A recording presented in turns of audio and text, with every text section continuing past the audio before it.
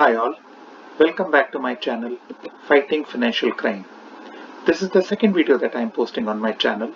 The first video talked about a global money laundering case that was more than 10 years old. This video talks about something more recent, something that is impacting all of us directly or indirectly right now. Fighting financial crime in COVID-19 times. If there is one fact about COVID-19 that is now globally accepted, it is that it's here to stay. With the virus continuing to mutate and people letting their guards down, country after country is seeing recurring waves of COVID-19 impacting large parts of their population.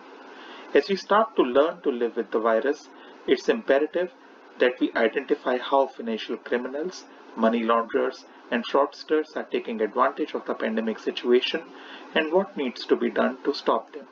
This video focuses on both these points. Let's look at how various players in the economy have responded to the pandemic. Let's start with financial institutions. Due to lockdowns, institutions, including bank branches, are operating at reduced capacity, limiting their ability to monitor and carry out ongoing due diligence on their customers and thoroughly investigate and report suspicious transactions. Social distancing, remote working, staff reduction, and sudden reorganizations have been common responses to lockdown measures. In such scenarios, compliance might not be at the top of the priority list for some institutions. Banks and financial institutions are focusing on helping their customers and communities. This, on occasions, has required diverting workforce from departments like financial crime operations to departments like loan processing operations. Many employees of financial institutions are working from home and may not have access to critical systems, applications, and data.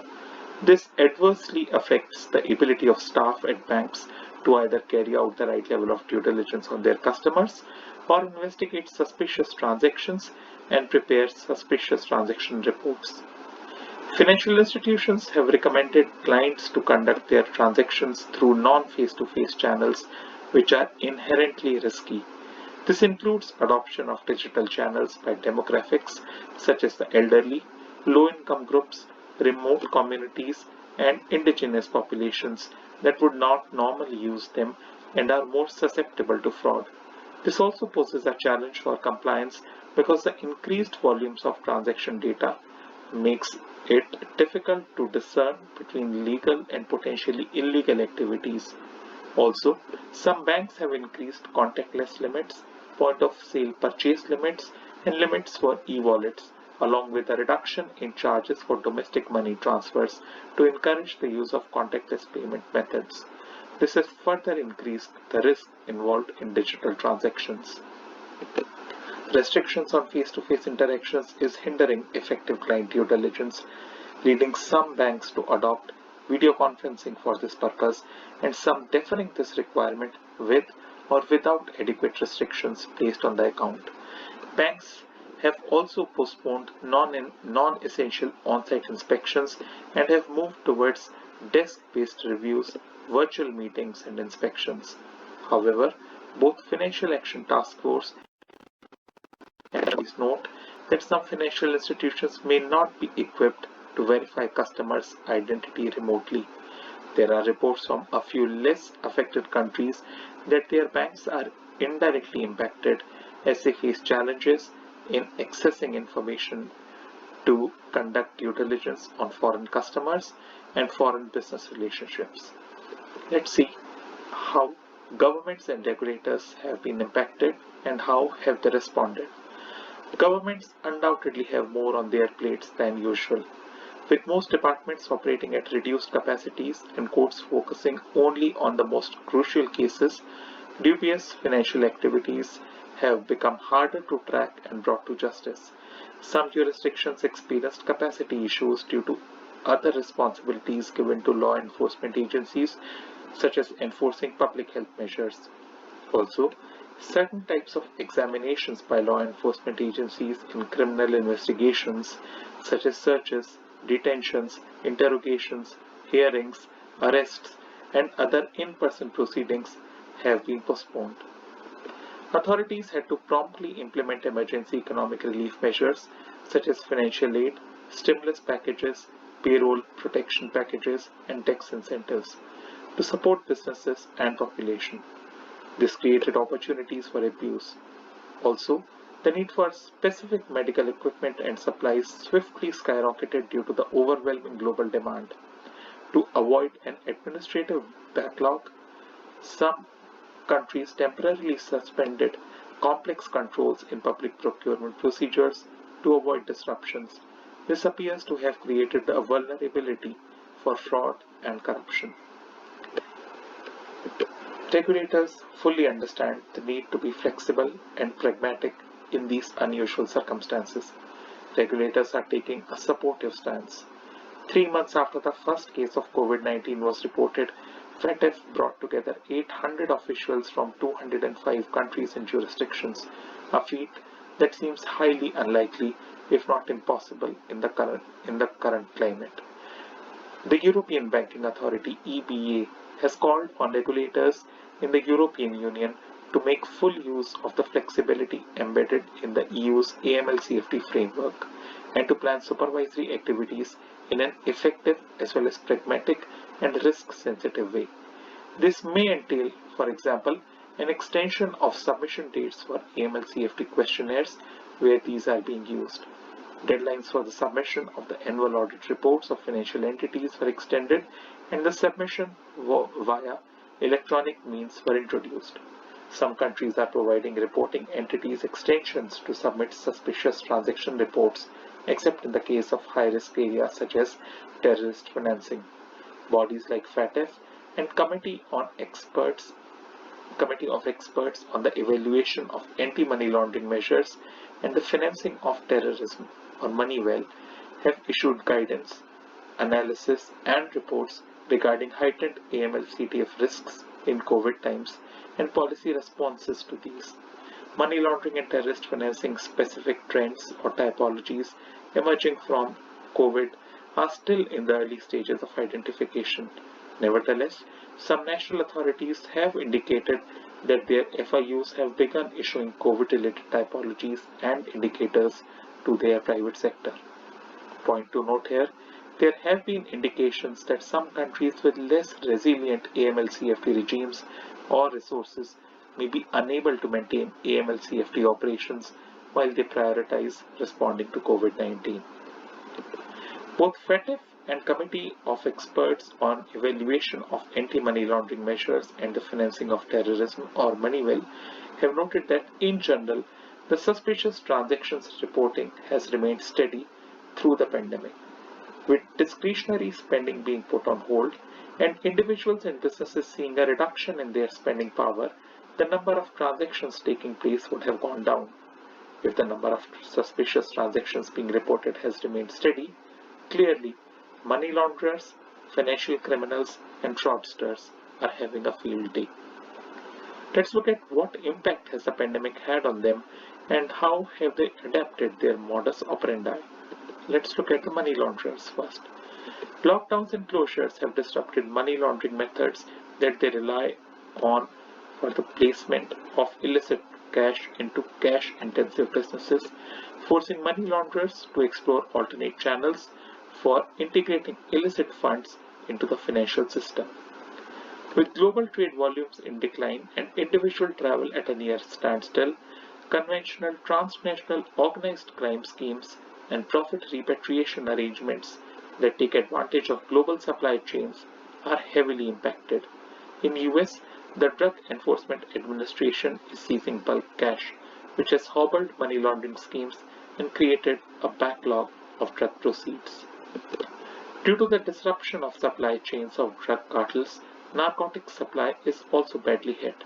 By the end of April 2020, the wholesale price of methamphetamine in Los Angeles had soared to about $1,800 a pound, compared with about $900 a pound just 5 months before that. Money launderers are posing as legitimate medical charities, recruiting employees for both fundraising campaigns and to handle charity donations. In reality, the donations are illegal funds that require transformation. The mules are discouraged from sharing information about the donations that they are handling and are advised to invoke an urgent need to pay for coronavirus medicine should they be questioned by the bank. Online child exploitation is also on the rise. There are reports from some jurisdictions of a rise in the production and distribution of online child exploitation material, often for profit. With the closure of schools, children are increasingly using the internet during lockdown periods, which could lead to an increase in online child exploitation. There are also reports that lockdown and travel bans are increasing the demand for this material. Cybercriminals. Increased use of online services has increased the risk of cybercrime. Cybercriminals are targeting individuals, businesses, and entities with COVID-19 variants of popular phishing and blackmail scams, which are increasingly directing victims to send virtual currency for donations and ransom payments. In one case, cybercriminals posed as the World Health Organization and sent emails and mobile messages prompting individuals to click malicious links. Such emails have also included an attachment which is supposed to provide up-to-date information and recommendations on how to fight COVID-19. The attachment may contain malware that steals sensitive information or an encryption squeeze virus that encrypts device data. A specific form of cyber frauds consists of impersonating public authorities who provide social aid or tax relief to fraudulently obtain funds or personal information. Example, impersonating state revenue agency. Other examples include government impersonation via SMS to lure individuals to fraudulent government websites to obtain personal account information and sensitive data like usernames and passwords. Business email compromise scams are also on the rise. One company received fraudulent emails similar to those sent by the business partners to redirect payments to a scammer's bank account under the pretext of paying for large supplies of surgical masks and hand sanitizers. Ransomware attacks are also reported. Malicious websites and apps appear to share COVID-19 related information, gaining and locking access to victims' devices until payment is received. Fraudsters. Due to the closure of physical stores, people have started using online channels to procure COVID-19 related supplies, prompting merchandise scams involving offers for the supply of face masks and other personal protective equipment or PPE and COVID-19 test kits, unproven cures, including miracle cures and treatments. Several cases have been reported where individuals buying face masks and other products received inferior or counterfeit products or did not receive the product at all. In some cases, criminals impersonate hospital officials who claim a relative is unwell and demand payment for treatment. FATF members report that criminals may use legal persons to make fraudulent claims on government stimulus funds by posing as legitimate businesses seeking assistance. Another form of fraud identified relates to the abuse of states' economic relief measures by entities that do not have such rights or through the misrepresentation of resources, needs, and economic indicators to increase the value of the aid. In the first case, legal persons are artificially created without the intention to conduct a real commercial activity, increasing the volume and the turnover of front companies, which can be subsequently recycled as money laundering vehicles. FATF members highlight that tax evasion and related crimes have increased as individuals and companies facing economic difficulties look to reduce their fiscal burdens. A point to note here is that fraudulent actions are considered as predicate crime for money laundering, and therefore financial institutions are required to look for patterns related to fraud linked to COVID-19 and send suspicious transaction reports, very likely an extra burden under the present difficult times. Exploiters of hardships faced by individuals and businesses. The coronavirus outbreak has prompted an increase in the typology of money laundering that utilizes money mules to transform illegal funds. Money launderers are exploiting legitimate health concerns and impact on the employment market to recruit mules.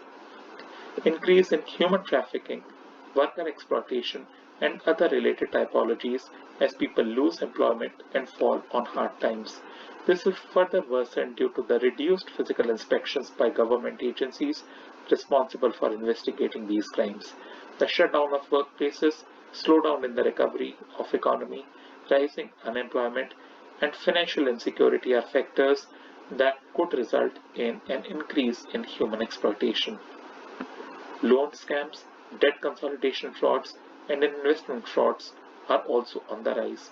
Over the medium to long term, an economic downturn can further alter financial activities and result in individuals seeking financing outside the formal economy, including non-traditional or unlicensed lenders, which may include criminal groups and loan sharks. One jurisdiction reported to FATF that businesses lack liquidity or funding. In case of difficulties to access the legal credit channels, a broad market for illegal financing has emerged where criminal organizations lend money under usury conditions and take legal ownership of existing legitimate businesses. Due to tough financial climate, firms might enter financial difficulties and may become vulnerable to money launderers who are seeking gaps in compliance or opportunities for leverage. Corrupt officials. Governments have taken multiple relief measures including direct payments, issuance of vouchers, bank transfers, increased social aid, tax incentives, financial support for companies to maintain employment and interest-free loans for businesses. While introducing such relief measures, unintendedly, governments may create opportunities for criminals to abuse the support. For example, in one jurisdiction, several heads of regional authorities were arrested for suspected embezzlement of economic relief payrolls for citizens who lost their jobs during the quarantine period. Countries reported a number of cases of embezzlement of public funds by means of overpricing of medical equipment and other supplies. Authorities noted that threat of illegal activities by individuals and organized criminal groups in connection to procurement and production of medical equipment has increased. On 28 August 2020, the Superior Court of Justice of Brazil suspended the governor of Rio de Janeiro, Wilson Witzel, from his powers and duties due to an investigation involving frauds in the acquisition of supplies during the pandemic. He has allegedly embezzled funds meant to build field hospitals for COVID-19 patients. Let's now look at some of the red flags that can help us identify suspicious behavior or transactions.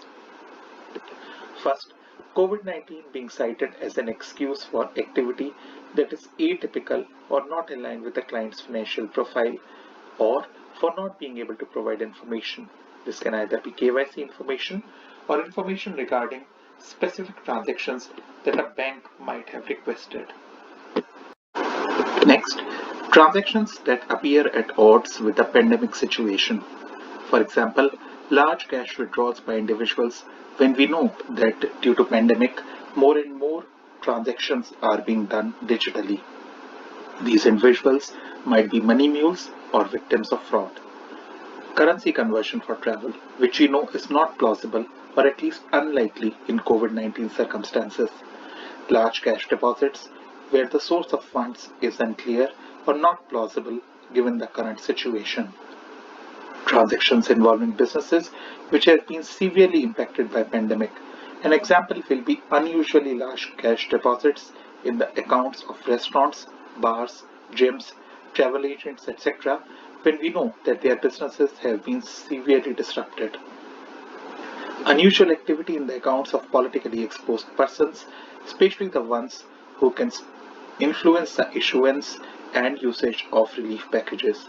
Large-scale frauds with politicians diverting COVID-19 related funds for personal gains are not unheard of. Suspicious transactions involving the sale or procurement of personal protective equipment or other medical or hygiene supplies. The following terms may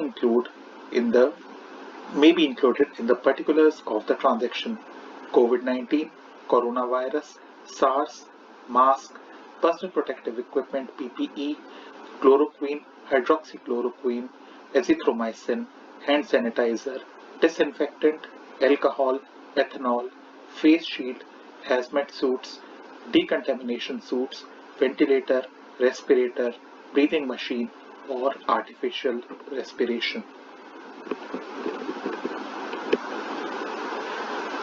What can be done to fight financial crime in COVID-19 times?